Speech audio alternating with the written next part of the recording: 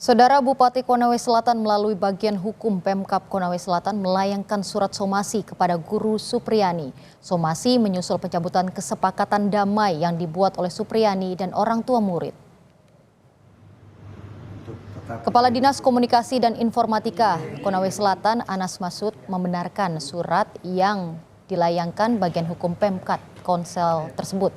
Anas menyebut somasi itu untuk memberi penjelasan kepada masyarakat. Anas menambahkan proses mediasi dilakukan tanpa tekanan maupun desakan.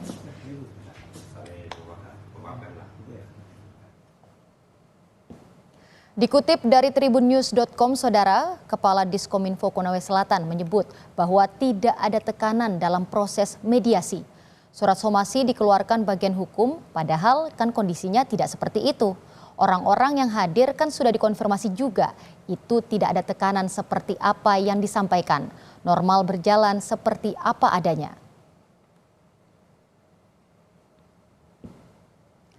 Dalam surat somasi yang dilayangkan oleh Bupati Konawe Selatan, Supriyani diminta untuk mengklarifikasi, memohon maaf dan mencabut surat pencabutan kesepakatan damai dalam waktu 1 kali 24 jam. Jika tidak dicabut, Pemkab Konawe Selatan akan menempuh jalur hukum karena Supriyani dianggap telah mencemarkan nama baik Bupati Konawe Selatan.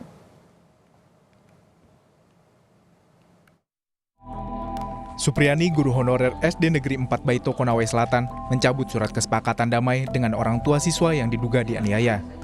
Surat kesepakatan damai sempat ditandatangani Supriyani saat pertemuan pada 5 November. Supriyani mencabut surat kesepakatan damai karena merasa tertekan sehingga tidak sempat membaca dan memahami isi surat. Pertemuan Supriyani dengan Aibda Wibowo diinisiasi Bupati Konawe Selatan. Supriyani mengaku memberikan tanda tangan terhadap surat pernyataan berdamai, namun bukan mengakui kesalahan. Dan di situ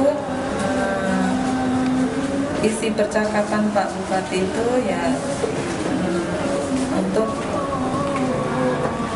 atur damai, permintaan maaf atur damai, tapi bukan permintaan mengakui kesalahan. Di situ pengacara saya ya telah mengetik itu surat dan saya tidak baca juga isinya karena sudah semua saya serahkan sama pengacara. Di situ saya disuruh tanda tangan. Ibu merasa tertekan tidak dengan pertemuan itu? Ibu merasa bisa dijebak atau bagaimana sampai pertemuan itu berlangsung? Iya. Akibat mencabut surat perdamaian yang ditandatangani di depan Bupati Konawe Selatan, Guru Supriyani kini disomasi karena dianggap mencemarkan nama baik Bupati Konawe Selatan. Meski sempat dimediasi oleh Bupati Konawe Selatan, namun kasus hukum Guru Supriyani tetap berlanjut. Dalam sidang tanggal 7 Oktober 2024, menghadirkan saksi ahli dokter forensik Rumah Sakit Bayangkara Kendari. Saat sidang, hakim memperlihatkan sapu yang diduga digunakan Supriyani untuk menganiaya korban. Dalam kesaksian yang disertai bukti foto luka korban, saksi menyebut luka yang dialami korban bukan akibat dipukul dengan sapu, namun disebabkan gesekan benda tumpul yang permukaannya kasar.